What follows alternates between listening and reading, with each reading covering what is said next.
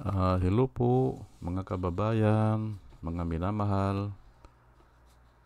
Isang magandang umaga po sa inyong lahat. Good morning po. Ngayon po ay 27 ng July, 27 ng Hulyo 2024. At ang oras po dito sa Los Angeles, California ay 7:08 na.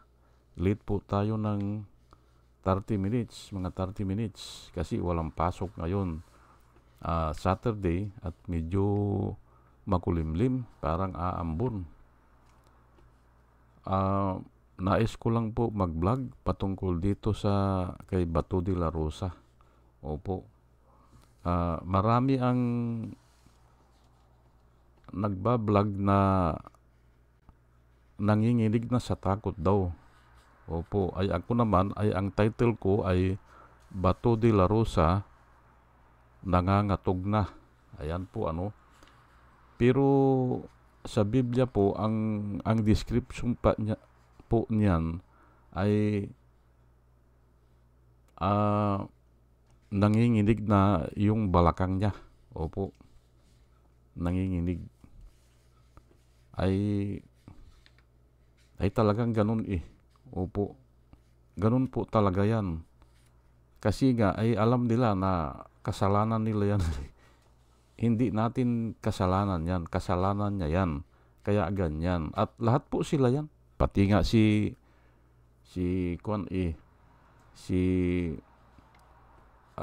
Pastor Kibuloy, hindi ba? Si Kibuloy, hindi ba? O nagtatago. Kasi nga ay tama po ang nakasulat sa Biblia eh. Proverbs 28:1, the wicked flee when no one pursue him, but the righteous are as bold as a lion. Ayan po. The wicked flee when no one pursues him, but the righteous are as bold as a lion. Ayan po ano. Pero hindi ko na po i-discuss ng maigi kasi ang i-discuss ko po dito ay bakit ba nagkakaganyan ang mga tao? O bakit habang ang mundo ay mundo o patuloy na umiinog ay parating ganyan, may ganyan na tao? Yan po ang ipapaliwanag ko dito. Saan nanggaling yan at papaano yan o saan nakuha yan? Yang ganyan. Hindi ko na i-discuss kung ano pa yan, kung ano yung pinaggagawa nila. Ang dami na pong tumatalakay dyan. Hindi ko natatalakayan yan. Ang tatalakayan ko po dito ay para may matutunan po tayo na iba na nanggaling po sa Biblia. Saan ba nanggaling yan? Bakit may mga tao na ganyan na parang diktador o nagmamalaki o nagmamalabis o inaabuso ang kanilang kapangyarihan? Nung kapanahunan nila, kasi nga alam naman natin na wala namang permanente, hindi ba? Wala naman eh. Walang forever, hindi ba? Pero bakit ganyan? Hindi ba sila natututo sa history? Hindi ba sila nagbabasa? Ay ito nga ang dahilan yan. Nasasabihin ko po sa inyo. Dalawa lang po itong verse na kinuhanan ko na kung saan ay yung history na nakasulat sa Biblia ang nangyari kay Satanas o kay Lucifer. Iyon po ang pinanggalingan yan na naipasa sa tao o naipamana sa tao. Ayan po. O naging alipin ang tao kasi ni Satanas eh. Kaya sinusunod yan. Yun nangyari kay Satanas o kay Lucifer. Ayan po ang tatalakayin ko ngayon dito. At siguro hindi nyo pa narinig ito o narinig nyo ay pero kakaunti lang. Pero ngayon ay buo po ito na verse o mga verse na tatalakayin ko. Pero bago ang lahat po ay hayaan nyo muna ako na pasalamatan ko muna yung batch number 1. Batch number 1 ba? Opo, batch number 1. Salamat po sa inyong lahat. Batch number 1. Ito po sila, no? Si Rosana Narumi ng Japan, Al Ulalia ng Bacolor, Pampanga, Librager, Alex Sarmiento, Dolor Garcia ng Milano, Italy, Nana Antibi ng Bahrain, Will Utaib ng Laguna, Nilson Balyaran, Julia Magbanua ng Singapore, Andre Deliver. Salamat po sa inyong lahat. Arnold Pirnan ng Cebu, Larry Narvaez, Joshua Lan, Elenita Sklapler ng Germany, Ben Puno, Leti Peralta ng Mamburao Occidental, Mindoro, Maribel Baligat Colio, Quertiquio, Juna M.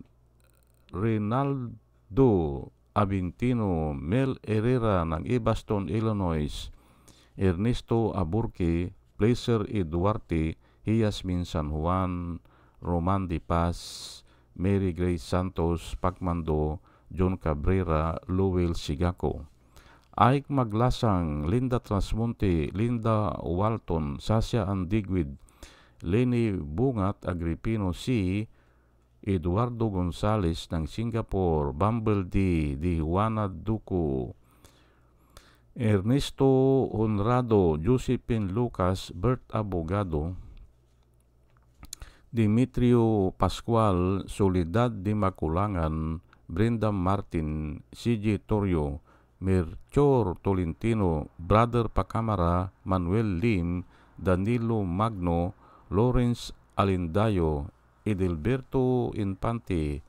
Boss Reyes, Paul Vincent Lim, Sonny Gaya, Rupino Baldos, Betty Velasco, William Ilay, John Dicinco, Victorino Repran, Norman Nabatar, Bonifacio Avila, Danilo Magno, Carl Arman, Salvi Ibanez, Domos Ticton, Tibtib Mercado, Bernadette Francisco, User P.O., Cheryl Andres, Hermihenil Dugardi, Rubin Delpin, Mama Gina, Lance Sumintak,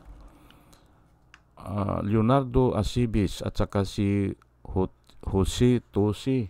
Salamat po sa inyong lahat. Ito naman po mga vloggers na nire-recommenda ko po sa inyo na ating panoorin at suportahan. Ito po sila, no?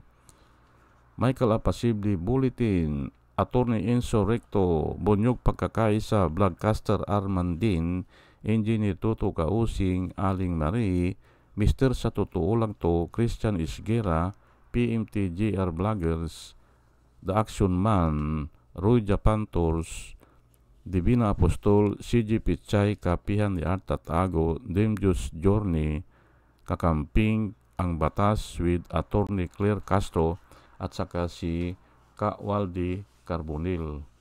Ugaliin po natin na makinig sa kanila at marami po tayong matututunan sa kanila, at nakikita ko po na yung tinatalakay po nila ay para po sa ikabubuti ng bayan. O sige po, at tayo po ay tuloy-tuloy na po sa ating pagtalakay, Bato de la Rosa, Nangangatog Na. Yan po ang title ko. Nakinuha ko naman yan sa mga ibang vlogger. Ay simpre, yung report pala ng ICC ay naandyan na kay Marcos na. Ay talagang ganun hindi ba?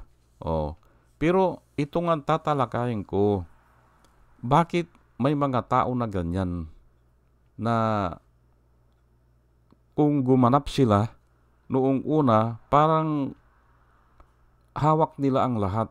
Ay totoo nga, nahawak na nila ang lahat hindi ba? Hawak na nila ang lahat. Pero hindi po mamimintain yun Ipagpalagay natin ito si Gordon ikon natin si Gordon. Ako, nabwisit ako dyan kay Gordon nung tinanggal nila si Dilima sa chairmanship po ng Blue Ribbon Committee yung Justice ano bang tawag doon? Committee. Ay siya pala ang ipinalit, kaya pumayag siya. Ngayon, nung tinatalakay naman niya ang Parmali, hindi ba? ay wala siyang magawa kasi nga ay nagpasakop po sila sa ang legislative, yan nga, particularly ang Senado at saka yung lower house, ay naging tau-tauhan na lang yan ni Duterte. Ay simpre, takot na rin yung mga judges kasi pwede silang i-impeach yan o yung mga mahistrado natin sa Supreme Court. Ganun po yan. Kaya ito, si Duterte at saka ito si Bato de la Rosa, kasama na yan si Bongo, naghari-harian yan. Opo. At ang dami ring natakot sa kanila kasi nga pumapatay talaga Ayan po. Ngayon, bakit nga sila pumapatay? Ay ito nga ang verse na gagamitin ko na kung saan yan ay nanggaling po kay Lucifer. Yung mga pinaggagawa nila. Namana lang natin yan bilang isang tao nahulog sa kasalanan si Eva at Adan. At ang sinunod nila ay ito nga si Lucifer. Ngayon, bakit hindi po lahat ng tao ganyan? Ay hindi talaga kasi iba-iba po ang pananampalataya. Doon lang po nagkakaiba yan. Iba-iba ang paniniwala natin kung ano ang Diyos. Ganun po yan. Kaya hindi pare-parehas po ang performance patungkol dyan sa naipamana ni Lucifer. Ito po ang nangyari sa Ezekiel 28, verse 15 hanggang 17. You were perfect in your ways from the day you were created until iniquity was found in you.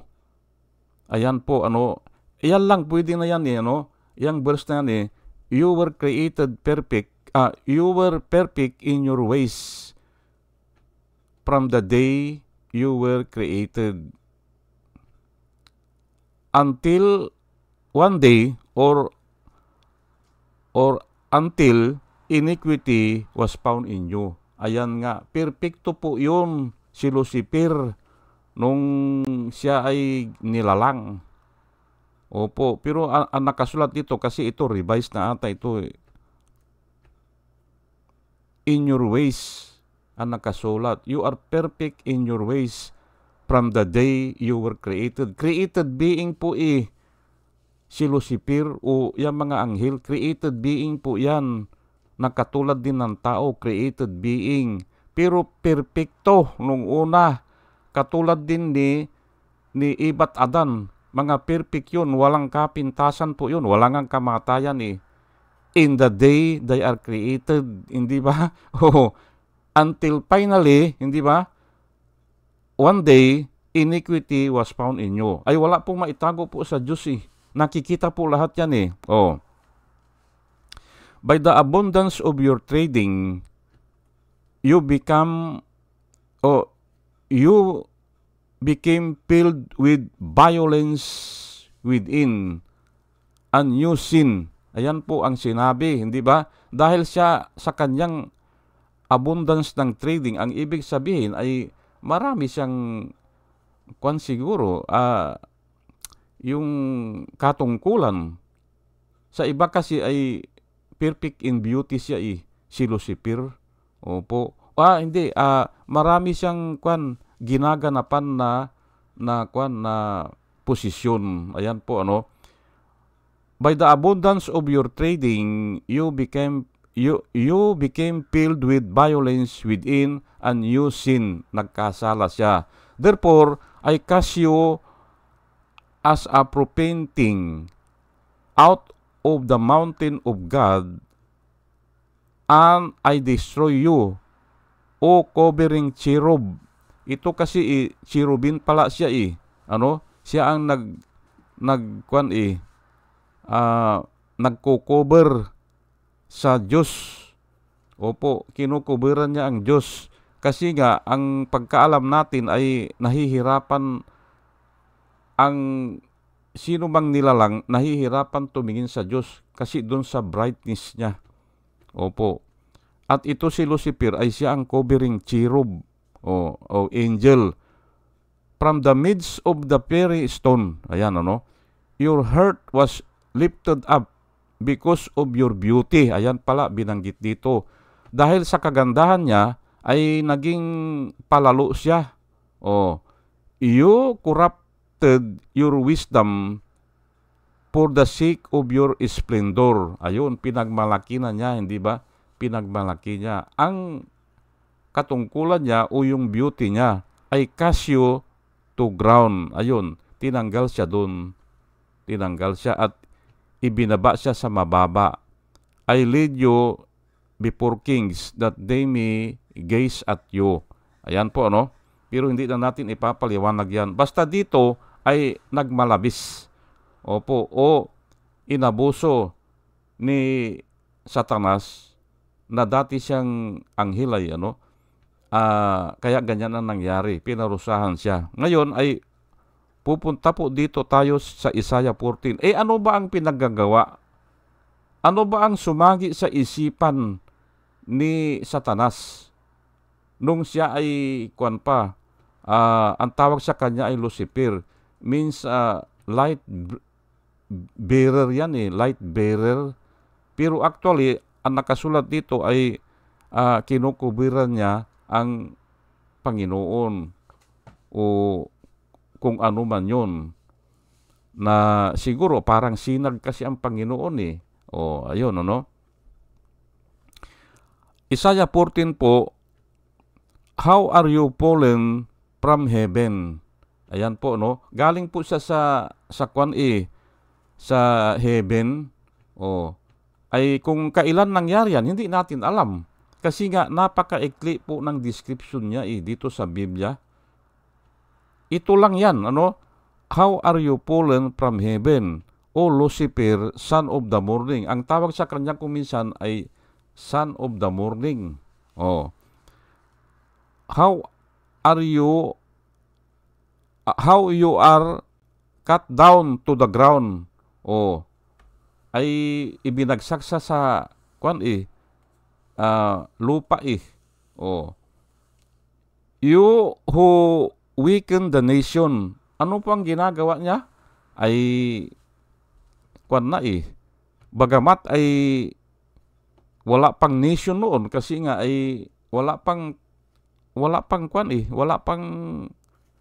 hindi natin alam kung kailan ito nangyari, hindi ba? Pero nakalagay dito, you who weaken the nation. For you have said in your heart. Ayan na, hindi ba? Sinabi niya sa kanyang sarili. Sinabi niya sa kanyang puso. You have said in your heart. Ayan, ay hindi naman lulusot po sa Panginoon yan kasi nga sa Panginoon ay alam niya ang iniisip mo 5 po ito na sinabi niya na dito mahahagip kung ano ang ginagawa ni Duterte at kasama na yan si Bato. Kasi hindi magagawa ni Duterte yan kung wala siyang accomplice, hindi ba? O kaya ay wala siyang kasama, hindi ba? Hindi niya magagawa yan, yung mga pagpatay na yan. Yan po ang sinasabi ko sa inyo. Hindi ma-implement yan at kasama na yan si Bato. Pati po doon sa panluloko, hindi ba? Nung sinabi ni Duterte na nung bago mag-eleksyon, ang sabi ni Duterte 6 months o 3 months lang tatanggalin niya ang problema dyan sa droga. Hindi ba? Ay sumama si Bato Opo, sabi niya pwede po yan. 3 months lang. Panluloko po yun.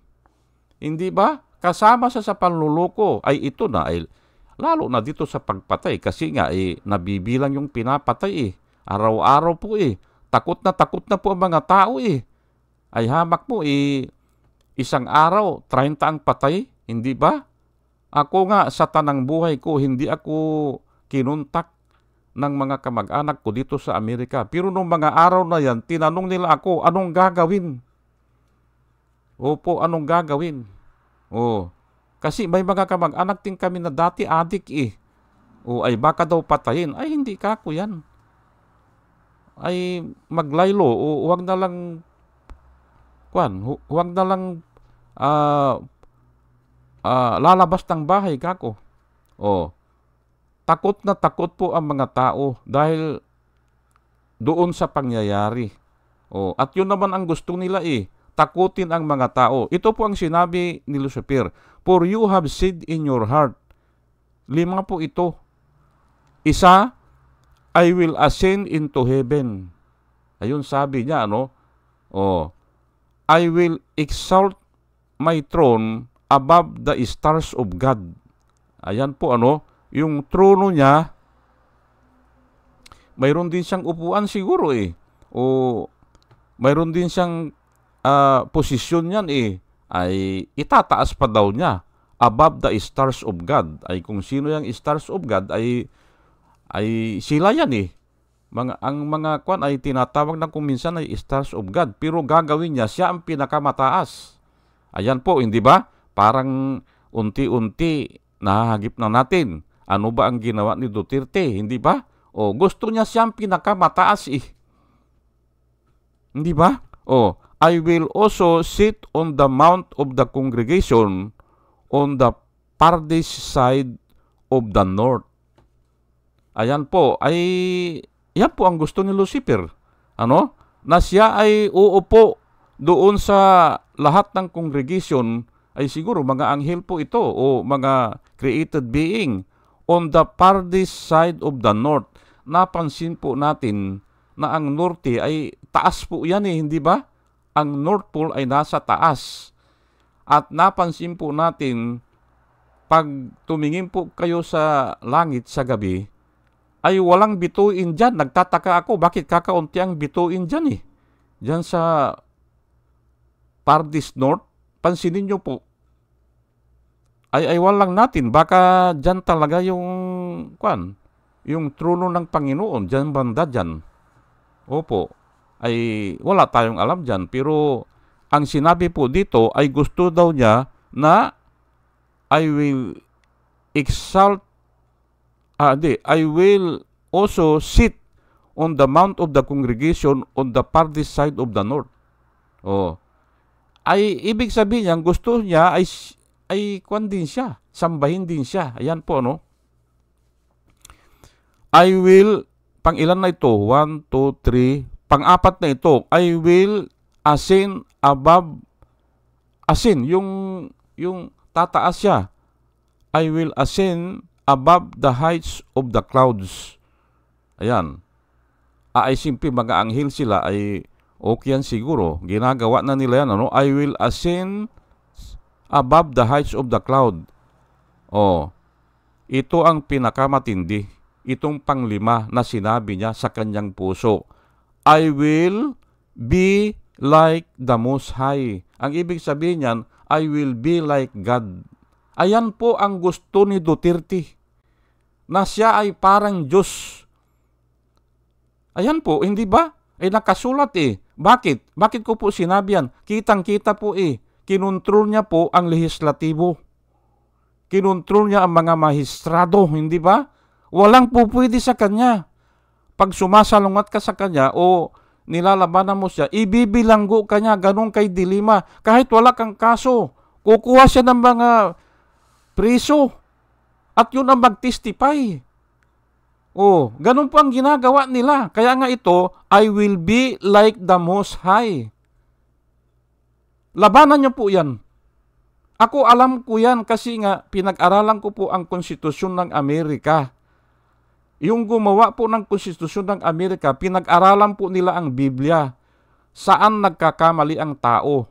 Saan nagiging hikahos ang mga tao? Dahil nga dyan, dahil dito sa may isang tao na gusto maging siyang diktador o kaya maging siyang parang Diyos.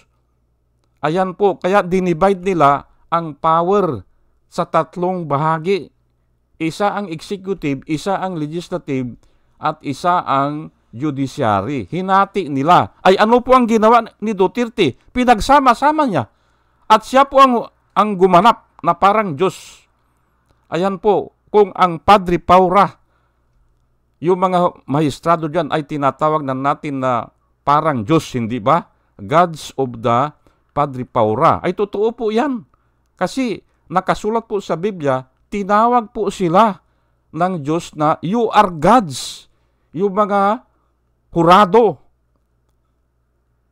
Tinawag Yan po ang reason ni Jesus Christ eh. Oh, yan po ang reason niya. Tinawag kayo kanyang Diyos, ng Diyos. Oh, tinawag ka, ay nakasulat po yan eh, sa sa Old Testament eh. Tinawag silang Diyos, ng Diyos. Yang mga mahistrado na yan. Oh, ay bakit sabi ni Jesus Christ ay bakit kanya nagagalit kayo? Kung tatawagin ko ang sarili ko na anak ng Diyos, bakit nagagalit kayo? Ay kayo nga, tinawag ng Diyos na Diyos eh. Oh, dahil nga, pag sinabi nila na pugutan ng ulo yan, pupugutan ng ulo yan.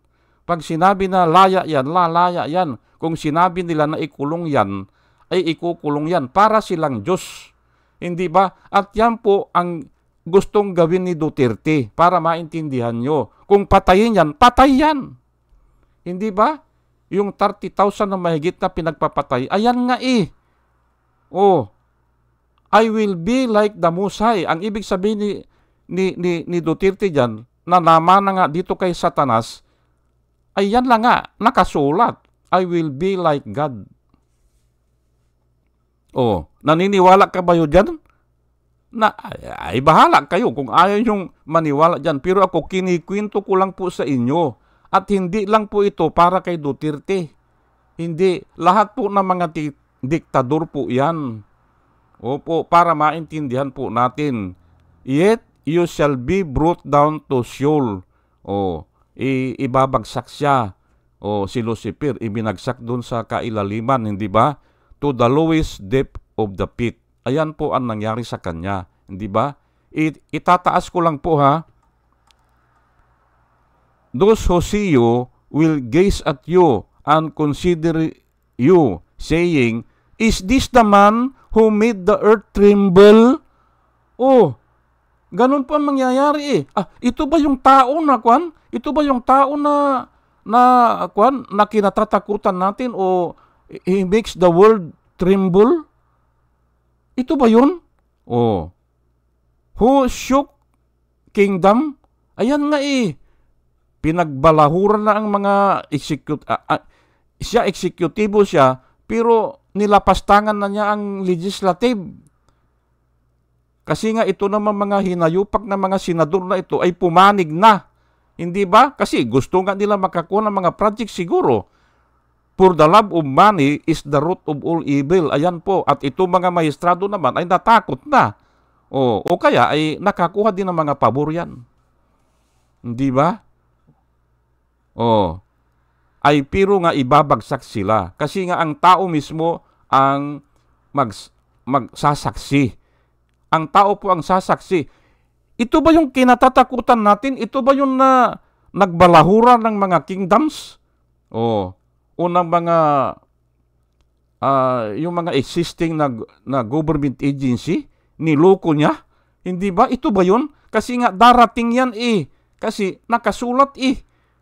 Kaya ito nanginginig na o nangangatog na. Kasi nga nakasulat po eh.